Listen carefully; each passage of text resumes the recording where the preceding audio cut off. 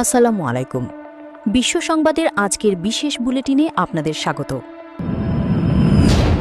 মধ্যপ্রাচ্যে যুদ্ধের দামামা আর কূটনৈতিক টানাপোড়েনের মাঝে বিশ্ব রাজনীতি এখন উত্তপ্ত।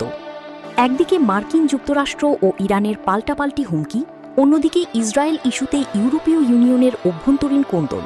সব মিলিয়ে পরিস্থিতি কোন দিকে যাচ্ছে, বিস্তারিত থাকছে আজকের প্রতিবেদনে। ইরান মার্কিন অস্থিরতা ও জেডি ভ্যান্সের পাকিস্তান সফর। ইরান ও ইসরায়েলের মধ্যে যুদ্ধের মেঘ কাটছেই না। আন্তর্জাতিক মহলে আলোচনার গুঞ্জন থাকলেও দুই দেশের নেতাদের পাল্টাপাল্টি হুমকির মুখে তা এখন গভীর অনিশ্চয়তায়। এরই মধ্যে একটি চাঞ্চল্যকর খবর সামনে এসেছে। বিভিন্ন মিডিয়া রিপোর্ট অনুযায়ী মার্কিন ভাইস প্রেসিডেন্ট জেডি ভ্যান্স যুদ্ধবিরতি আলোচনার লক্ষ্যে পাকিস্তানে সফর করতে পারেন। যেখানে আলোচনার পথ রুদ্ধ মনে হচ্ছে, সেখানে এই সফর কতটা কার্যকর হবে তা নিয়ে প্রশ্ন তুলছেন বিশ্লেষকরা। ইইউ ইসরায়েল চুক্তি নিয়ে জার্মান অবস্থান।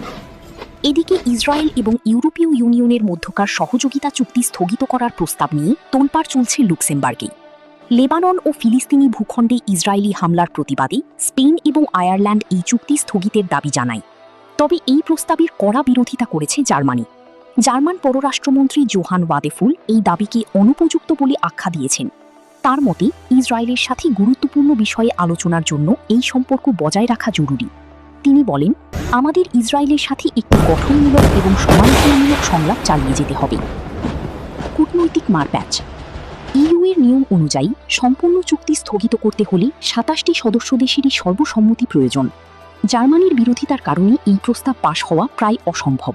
তবে তাত্ত্বিকভাবে বাণিজ্যিক সুবিধার অংশটি সংখ্যাগরিষ্ঠের ভোটে স্থগিত করার সুযোগ থাকলেও তা কতটা বাস্তবায়িত হবে তা সময় বলে দেবে। বিশ্বের এই জটিল পরিস্থিতিতে শান্তি ফেরাতে কূটনৈতিক আলোচনা নাকি সামরিক শক্তি, কোনটি জয়ী হবে তা জানতে আমাদের পরবর্তী আপডেটের দিকে চোখ রাখুন। ধন্যবাদ।